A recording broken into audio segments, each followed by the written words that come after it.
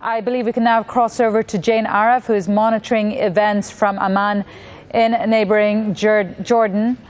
Jane Arraf, we got a picture there of what is happening in Damascus itself. Can you give us a bigger picture of what is happening across the country? Well, it sounds like roughly similar scenes, some of them even more violent. Now, opposition figures, activists are telling us that 11 people were killed in protests after Friday prayers today. And 6 of those people, they say, were killed in Humma.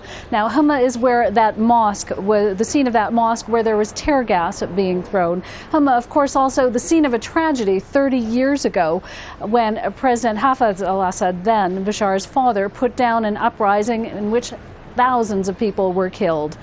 Also in Syria today, significantly, there seems to be continued fighting near the city of Al-Rastan. That's a city in the central part of the country, not too far from Damascus, and significant because it's army defectors.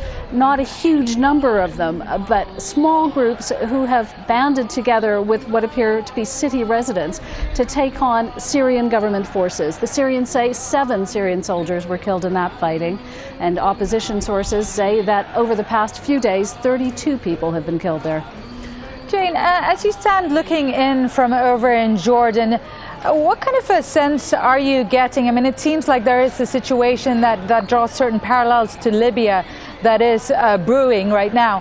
Are you getting a sense that the protests are strong enough to step up to a point where there will be in fact, clashes between the government forces and these people who have defected? Or is this more sporadic protests across the board which are going to be quelled? They do seem to be spreading, and they probably will not be quelled, but it's a very different situation from Libya. One of the problems is that for this region in general, Syria is even more problematic. Syria's best friend, essentially, is Iran, and that's something that scares many of these Arab leaders here. They don't want things to get worse. They don't like the regime now, but they're more afraid of what could happen. So essentially what that means is we haven't seen and likely won't see a lot of funding, a lot of arms going to the people who have defected. In the Security Council in New York, there's even opposition to a watered-down resolution that would condemn Syria. For the people inside, including a demonstrator who said today that they were being massacred and no one was helping, what it seems to be is a situation where they are increasingly isolated. They are being attacked, they're fighting back with arms as well, but it's all being played out really and contained within Syria.